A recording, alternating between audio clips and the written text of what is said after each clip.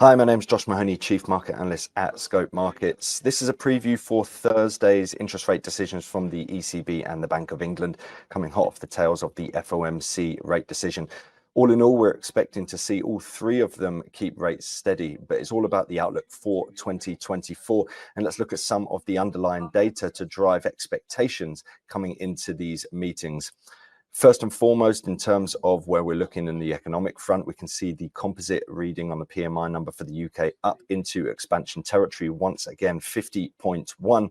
Same can't be said for the Eurozone at 47.6, driven primarily by weakness from the German manufacturing sector, 42.6, despite the recent recovery, still well in contraction territory.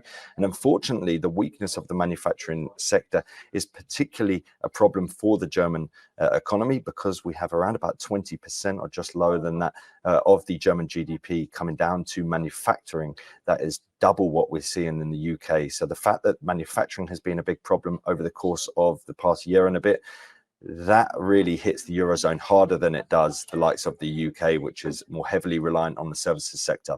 In terms of inflation, we have seen the November number for the Eurozone, which we haven't seen for the UK yet, but at 4.6%, the UK inflation picture still remains a problem.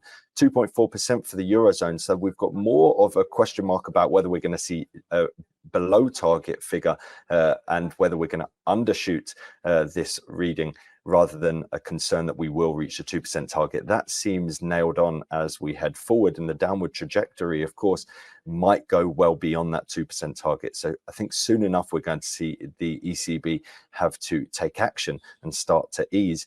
Given the fact that we're seeing weakness in the economy, you know, there's everything there for the ECB to move in the near future. The same can't be said for the UK. We've got that soft landing theme continuing to play out, and above target prices. Wage growth remains an issue, despite the fact that on Monday we did see the jobs report coming out. Sorry, Tuesday we saw the jobs report coming out for the UK, where we saw a move down to 7.2% in terms of the wage growth figure. That's still highly elevated and only behind Argentina in terms of G20 wage growth. So underlying inflation pressures remain. Inflation in terms of CPI remains a problem with the UK. That's why markets are expecting to see a longer pause before we see easing from the Bank of England. And that is highlighted here. We can see pricing for the forthcoming decision expected 99.9% to keep rates steady, but the outlook for 2024 sees the first rate cut coming into play in June, leading the way to the potential for around about 4 rate cuts, so 100 basis points downside in terms of UK interest rates starting in June. That's what markets are currently pricing.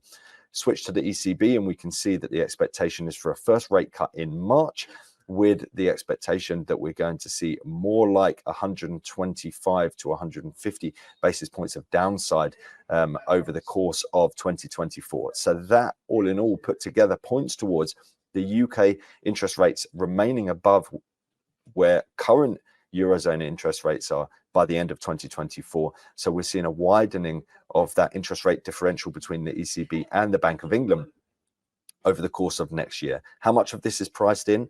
Well, in actual fact, if you look at the euro against the pound, let's just grab this on a full screen, we can see that euro sterling has been seeing significant declines of late. The final 2 weeks of November saw this pair falling back down into the confluence of the ascending trend line alongside the 76.4 Fibonacci level, and now we're starting to rebound into the meeting. The break up through 85.88 for this pair points towards the potential for near-term upside, but of course this would reflect the potential for the ECB potentially to be less hawkish or less dovish, and the Bank of England to be more dovish. So whether that comes to fruition or not remains to be seen. Certainly, it's set up in my mind for the ECB to start cutting rates very soon. So I don't necessarily see the grounds for the ECB to start taking on a more hawkish stance. Whether the Bank of England is going to start being concerned about the economy and start bringing forward rate cuts, don't necessarily see that coming either. But certainly for the near term, this breakthrough resistance points towards the potential for some sort of recovery into this area. But certainly from a wider perspective, we can see that big long-term ascending trend line coming into play here.